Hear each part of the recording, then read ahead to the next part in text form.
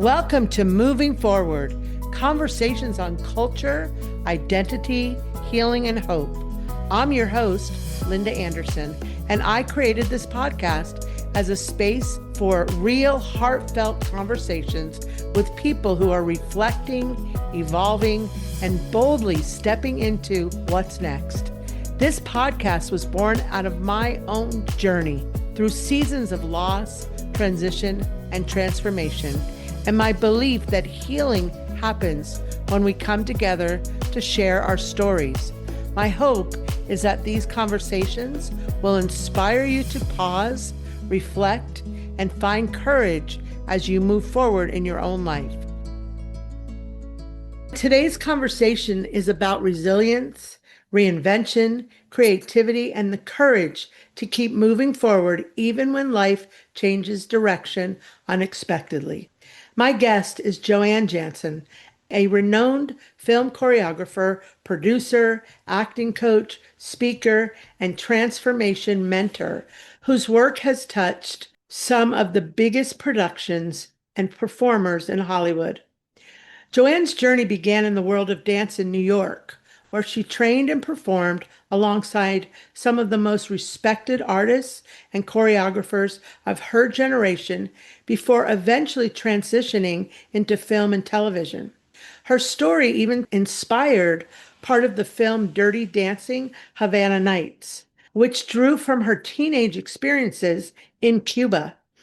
But behind the success is also a deeply human story of challenge, identity, and perseverance. At just 19 years old, Joann became the single mother of a severely disabled child, a life-changing experience that could have stopped her dreams entirely.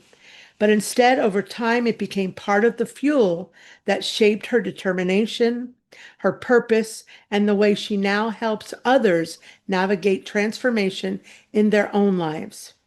Today, through her creative work and mentorship, Joann helps people reconnect with their own value, move beyond limitation, and believe that meaningful change is possible. This is a conversation about creativity, survival, reinvention, and what happens when we choose not to give up on ourselves. I can't say this enough, Joann. I am so honored to have you on this Moving Forward podcast. Hello. So, Joann, first question. When you think back to your childhood and early years, what first drew you toward movement, dance, and storytelling? Both of my parents were dancers. They were ballroom dancers and they competed in the Harvest Ballroom, which is in, Harlem. So Yeah. I sort of had a different idea of people and events and things than probably most people did. And oftentimes if my mom was hurt, I would take over as my father's partners because they did Mm. showcases and competitions and stuff like that. So I was doing that by age 6 or 7. And my father, I don't know if you know what the word plie means. It's when you keep your heels on the ground, but you bend your knees. Mm-hmm. The Yes. deepest plie. So that meant even at my age, he could get on me on the right leg. And it sounds silly, but that's really what great partnering is. To dance with somebody ballroom style, they have to put your body on the weight on the leg that it should be on for you to have a free leg to do the next step. So that's was very, very early on. Plus, I just loved it. I put music on, dance in the house, jump from Mm. couch to couch. My parents would go on a date, and I say, "Wait, you can't wait. You can't go, guys. When the people come, you have to see me dance first." I don't know where I got that from. They would be interested in seeing this kid jumping around the living room, but I don't know. I don't know where it comes from. Their DNA, their great. I don't, and I don't believe that's probably true. I just think that was my gift. Absolutely. And I hope the listeners hear when you say about jumping on couches and stuff. So if there's any people listening that have children, it's okay for them to jump on the couch. Oh, And who God. knows what they might do with that. So Well, thank you for sharing that. Well, it's a big deal because every time you limit somebody from their natural instinct, you've messed them up. Thank Because you so much for saying that. it's a big deal. It is, and it's about that. And I know you have it all embedded in yourself is that creative play. And so thank you for that. Yeah, nobody said you're an idiot. Go ahead.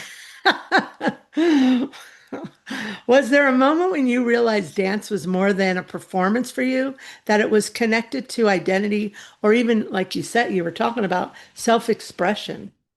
Well, I think probably when my daughter was born with the disabilities, I had stopped dancing because I don't know what I was doing. I've gone to back to undergraduate in a bad marriage, blah, blah, blah. But I think what happened is I wanted to take classes again. Of course, the first class I took was a dance class. And, the woman who taught it and her assistant they were very famous in the old movies. And the music person was Betty Wahlberg. And she would have us lay on the floor, listen to music, whatever she chose, mostly classical. And then when we got up, we'd have to write the feeling we felt. Well, I started looking at the feelings I was Mm. feeling. Were good. They were good. So I don't know. That was just drew me right back because I had been in ballet when I was a kid in New York City Ballet, ABT, doing nothing much, but those are the people I were around. So that's why I think I got drawn back into it. I felt like there was a place you could find yourself. So let's talk about those New York days. You were immersed in the New York dance world during a very extraordinary period of creativity and innovation. Yeah. What did that environment teach you about artistry, discipline, and human nature? Well, the thing about New York in those days is when all the avant-garde people were doing dance, art, the works. So you were in, and they all combined together. It was like the days of, I don't know if you know Robert Wilson is, but he's an avant-garde uh, theater person. And there were just tons of those people around. So you either brought your true self or they just turned away. That's what got me first. I realized they're not interested in anything but your authentic self, whatever that may be, which infiltrates your movement. Because if it looks like you're doing a step you think that they want to see, it looks like, paper doll cutouts. Mm-hmm. It doesn't tell them anything. And that I was lucky enough to get that right away. Mm-hmm. I was dancing with three choreographers almost as soon as I got there. And by that time, by the way, I had my daughter. I had worked on my doctorate, so had a doctorate in psychology, and mostly that was to learn about myself. And I just realized that nobody cared unless you presented something that was only you that you could present. They could get the rest from anybody by telling them what to do. So that hit me pretty hard in terms of understanding what dance really was and that it was an expression. So you were talking a little bit about your and describing your creative approach as different because of your background and that time period in New York in the dance community. In what ways has that perspective shaped how you work currently, even with actors and performers today? Well, to me, it's all about truth. And that is their truth, not mine. And that's the big deal because first of all, any actor, any dancer knows you're full of the second you person a certain way. You can see, so, you learn that real fast. So it's like you have to bring it, you have to say, I don't know what the hell I'm doing. Could we try this? If you go like, well, I think this should be, it's just, they know it. And they're not interested because they want you to explore them and Mhm. figure out what is pertinent to them, either whether it's moving, acting, whatever. And that's the only way then you can talk to them because you're talking to them in a way that's asking them to reveal themselves for real. And that's a big deal to people. Mostly, directors don't have the time to do that. I mean, they really don't. So, in a way, oftentimes I'm on there, to give I mean, Jim Cameron, I worked with him on Avatar 2 and 3. And here's an example. So, he's working with this girl, not one of the main characters. And she's just stuck, can't do what he wants movement wise because he's just capturing the movement, really. Mhm. And I said, Jim. And he said, what? I said, she's a ballet dancer. He knew immediately what to say. That's a good, he goes, okay, could you plie more? Oh, good. Well, he really is special that way. I mean, he'll turn around to all of us sitting behind him who are doing whatever and go, what do you think the audience wants to see?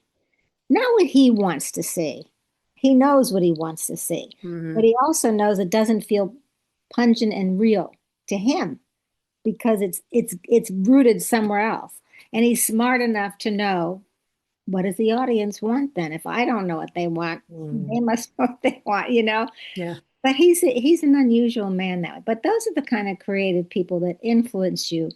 Oh my God. I mean, you just can't bullshit with him either, Yeah. you know? You use the word authentic, and I so appreciate you using that word. It's a big word of mine. And I think back in New York, when you were back, in those days, authenticity was big.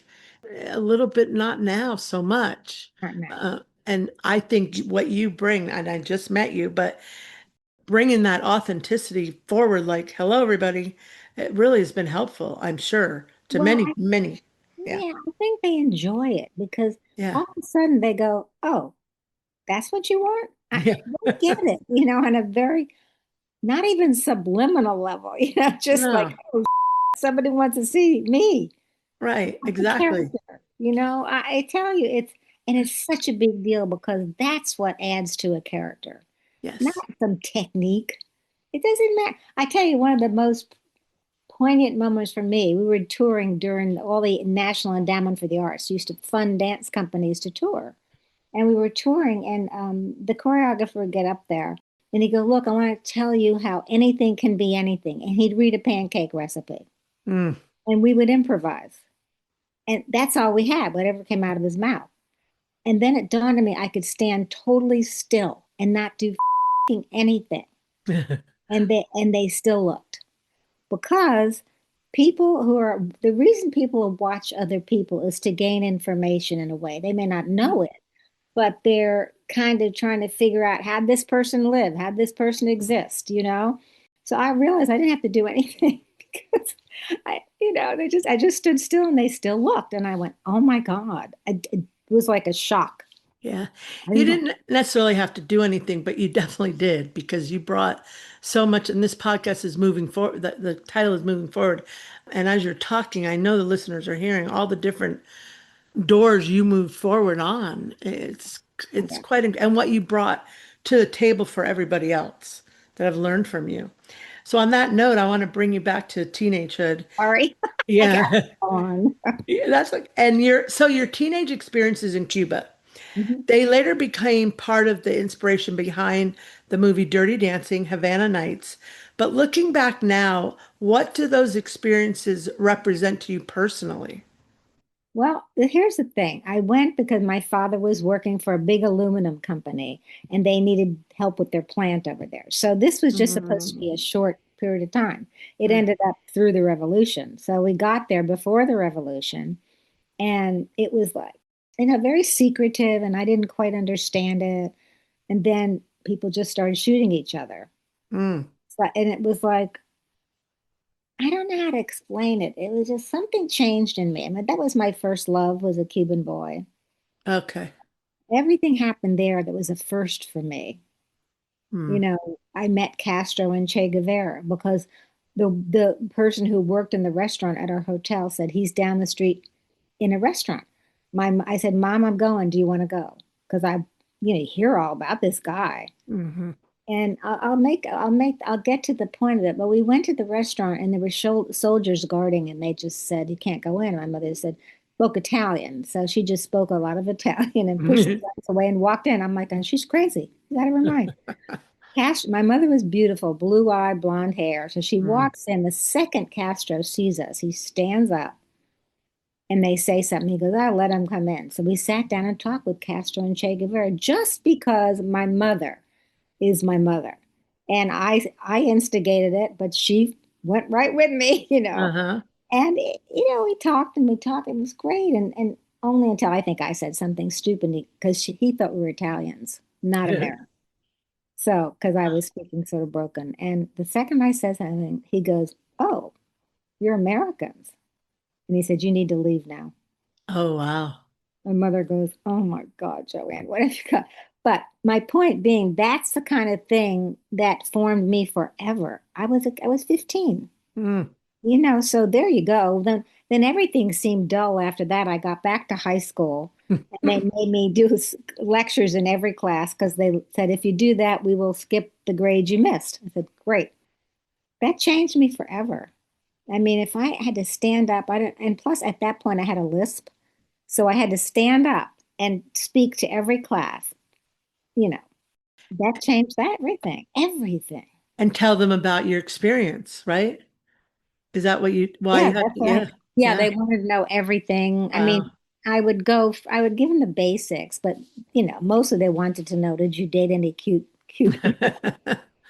Oh my goodness. So again, back in, your teens, at 19, your life did change dramatically when you became a single mother of a severely disabled child. How did that experience, though, reshape your understanding of yourself? Well, first I went through deep depression. I Yeah. mean, I couldn't even get up off the couch. My Mm. mother would, pick me up and slam me against the wall and say, "You Oh. can't let's just sit here." I said, "Well, yes, I can." I don't know what to do. And so that began. It was her really, because she scared the out of me. And she would take me to the front door and open it and push me outside, and I wouldn't go. And I was sweating and crying. She Mm. said, "This is this who you want to be?" She was very instrumental in that. And my father was too, but she was there all day. Plus, I had the baby kid with me who was, I don't want this kid and I don't know what to do. And I was married at the time when I got pregnant, but that ended quickly because he didn't want anything to do with a kid that was disabled. So Yeah. all on me. So that Yeah. was a lot for me to handle at that age. So over time with all that, how did that experience become a source of strength and really motivation rather than only a struggle because you kept moving forward? Well, a couple of things happened. I was taking Pilates from a woman in New York City who had danced with Alvin Ailey. And I was whining about it a little bit. Oh, yeah, she wants, don't do this, blah, blah, blah, blah, blah. She gets on the subway and wants to go sit across, so I have to follow her. And the woman looked at me and she said, "That's very courageous, Joann. You should have some of that courage." And I went, ooh, ouch. Yeah. And it dawned on me that if she can, not knowing where anything is, get up in a subway car and go sit somewhere else, why can't I go do what I want to do? And I have my full faculties. So it was, and also emotionally, at that point in time, I started going to therapy myself because I felt like I can't stand this kid. I was dancing in New York. She was, doing her school thing, whatever we were doing. And, I just said, I just hate her sometimes. And it was really hard for me to say that, right? Yeah. And the therapist looked at me and she goes, "Why don't you just say it to her?" And I went, "What? That'll ruin her." He goes, "No, what'll ruin her is you not telling her." So I go home, right? And she's driving me crazy. I don't know what it was. I don't even remember. I said, "I hate you." And she looked at me and she goes, "I hate you too." Well, that busted the bubble. And it Okay. also allowed me the freedom to learn even more how to express myself. She just is, she's an extraordinary kid that way. She's kind of fearless, and that's God knows why. I don't know. Mhm. Yeah. But I don't, probably because she doesn't understand consequence. Not True. really, not the real. But I really hope the listeners are under hearing all this because so many different parts of your life just brought you to I feel where you are now. And again, I've just met you because you help so many people. And look at what I think what formed you or helped you along the way. I mean, you did a lot of it, but different things coming in your life. So I'll bring you current today. Your work, it centers around helping people believe that they are enough to create change in their lives. Where did that philosophy come from? Oh God, I don't know. Yeah, okay.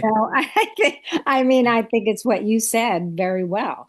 You know, we all, all those experiences, because at the time you don't even think of it. You can barely keep your head above water. Hmm. And I think it depends, given God, again, come out of it one way or another, Hmm. and I had a very strong family. And I think that's a big deal. My whole family supported me in the terms, with her and understanding. And I don't know. I really don't. I think that love probably did it. And I had a niece who was like when at the time when Joni was little, like 50 years ago, it's like she always said to me, it'll be fine, it'll be fine. And Mm. one day I was really depressed. Joni was like, that's my daughter, Joni, she was 6 months old. And I don't know, just she was still limpy like a rag, not much there. Mm. My niece takes me upstairs and we do a Ouija board. Ah.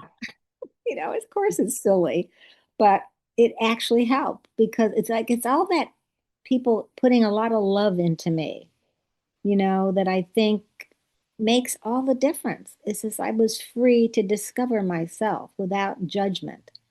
And judgment, is a deadly tool, to do to somebody. You gotta try not to do. It's very hard because we all lived a lot of years, and you think, well, they should know that. Well, no, they shouldn't until they discover it themselves, you know. And my daughter too. I said, what's Johnny? What's life about? She was probably 12 or 13. She takes my hand and takes me to the stairs, walks up, turns around, walks down, turns around, walks up, turns around, walks down. I said, that's it, up and down. She said, that's it. How So I don't cute. know. Somebody wanted me to get messages. I'm not sure who that was. Yeah. Well, on that note, though, too, I mean, you're around, you see so many people, and these people, you share different things that, why do you think they struggle? Why do you think people struggle to believe that they are enough? Yeah, that's the Dumbo question, isn't it? I mean, because look, I mean, it's just like I was saying, it depends how they grew up. It depends Sure. because all that information, I mean, I had a big family, a large Italian family. So dinner on Sundays was like 30 people. So you weren't just getting one opinion. You weren't just seeing life through one set of eyes. I think that's where community really helps. And we don't have that anymore. Kids don't play Mm, outside. sure. They don't listen to if an adult told me something, that was it. I had to listen. Doesn't matter if they were related to me or not. That's just the deal. They've lived longer than you. Listen to what they're saying. I think we've lost a lot of that in our culture from all kinds of different fears. And I don't know how we get it back, but people are all cloistered in their homes, afraid to meet other people almost, unless it's a planned social event. And I think it's weird. It is. So you actually led right into my next question, but let me kind of preface it is you have moved across so many different creative worlds, from dance, film, choreography, producing, acting coach, and mentorship. But what helped you embrace reinvention instead of fearing it? That's a good question. I mean, Well, you didn't fear it, obviously. You no, I kept didn't. moving. The big why is I'm going to say, my husband always says, if you didn't have Joni, you'd be in Ohio with 4 kids. Mm, He says she pushed you mm, because you didn't want to stay just there with her. You wanted to, it felt like it was an arbitrary thing placed on me like a limitation. And I think I fought against it, probably. He mhm. always says it's her. I don't know. I really don't know how to answer that question. Well, let me ask you this one because it kind of goes with it. So, when you look back across your life now, what do you think adversity taught you that success alone never could? Probably that I had a lot of guts. I didn't realize, that because if you don't rise to the occasion, you don't rise to the occasion. I mean, it's pretty simple. When adversity is staring in the face and you choose to be, I mean, it's this thing I talk about with my assistants all the time because they get scared. They go, well, I'm not good enough. Maybe I don't know the answer. I said, who gives a just say Hmm. what you think. And then a conversation starts. And that's how you do that with anybody, including yourself. Because most of the time, people put limits on themselves. Mm. And especially, and that doesn't, it's not just performers either. I had a group of 10 kids I took to Singapore. It was like a World's Fair. Uh-huh. And so I prepared them to stay there for 6 months, doing, 5 shows a day. Now, that was one of those times when I didn't take one person I thought didn't believe in themselves. because I thought, I can't do that. I'm not going to be there the whole time. They either have this quality, and who knows where and why, because they're all from different backgrounds, some good, some bad, some have it. And that's the thing that will get you through most anything. The fact that even if it looks like a sinkhole, you're still going to step in. Hmm. And I don't know I don't know where that, like I said, my husband always said, this is my daughter. And I don't know. I think there's so many, as the listeners are listening to this, there's so many parts of your life that you kept moving forward. So Yeah. I just have a closing reflection, and it comes with a question though too, is I often believe that the people we become are shaped not only by the doors that open for us, but also by the moments that forced us to rebuild ourselves. Great life story you have on that. But when you reflect on your own journey through creativity, motherhood, hardship, reinvention, healing, what feels like the foundation beneath everything you've carried forward? I think I've always felt loved. Mm, And I think that's a very strong, mm, you know, way to move from. Because I think that it's really difficult if you don't feel loved. I don't know what you do. mm. And I don't know how you fix that. Yeah. And I very fortunate to have felt that very deeply. As a person that just met you 2 weeks ago, it's your authenticity and your real. That's what gravitated me towards you. And I appreciate you saying that to the listeners too, because it was a first impression, and Mhm. it was immediate. So to anybody, as you move forward and the doors are opened, that first impression is critical. And it was love. It was, I don't want to say, No, I know what you mean. yeah, but I appreciate that too. So, Joann, I want to thank you so much for sharing your story, your Welcome. honesty, your wisdom. What stands out really in this conversation is the reminder that our identity is not shaped only by success or achievement, but also by the moments that challenge us. And I know the listeners heard this, interrupt us and ask us to become something deeper. Yeah. So, your journey, Joann, reminds us that creativity can be healing, that reinvention is possible at every stage of our life, and that even in our hardest seasons, you're still worthy of purpose, of growth, and hope. So, again, thank you so much for your openness, your resilience, and the way you continue encouraging others to believe that change is possible. And again, thank you for giving your time to be on this podcast of moving forward with us all. I really, really appreciate it.